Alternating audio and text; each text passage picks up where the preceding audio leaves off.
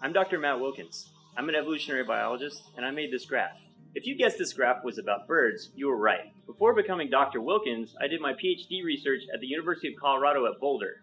I was interested in studying male barn swallow song. The reason I'm interested in studying animal communication is because I am fascinated with human language. Through high school all the way through college, I studied Spanish, but I also studied a little bit of Portuguese and Catalan and Russian. I just find the ways that humans have created to communicate ideas to each other really fascinating.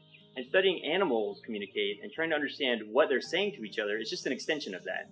So how do you study birdsong? If you're like me and you're not a morning person, it's really challenging. Barn swallows are interesting because based on their name, you might guess they live in barns. They're actually unique among birds because they only live in human constructions. Throughout my whole PhD, I was getting up really early in the summer and groggily using binoculars to try to spot the leg bands on these little tiny birds and trying to identify which bird is which. So based on a whole colony of like 50 or 60 birds, where 10 might be singing at the same time, you try to get a clean recording and identify it to a single bird. It's really hard. So there I am in 2009, crouched in a barn, pointing a microphone at a male, and he's not cooperating because they just don't do that. And I hear this weird sound. And I was like, whoa, what was that? The only bird in the barn was this female sitting up in her nest.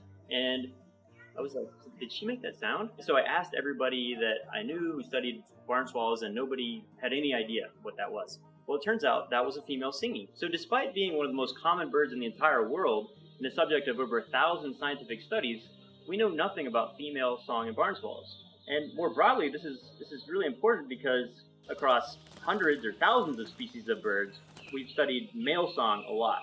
And so from that, we know that song is really important in mate attraction and competition within species, as well as competition among species and in the formation of new species. But we know almost nothing about female song.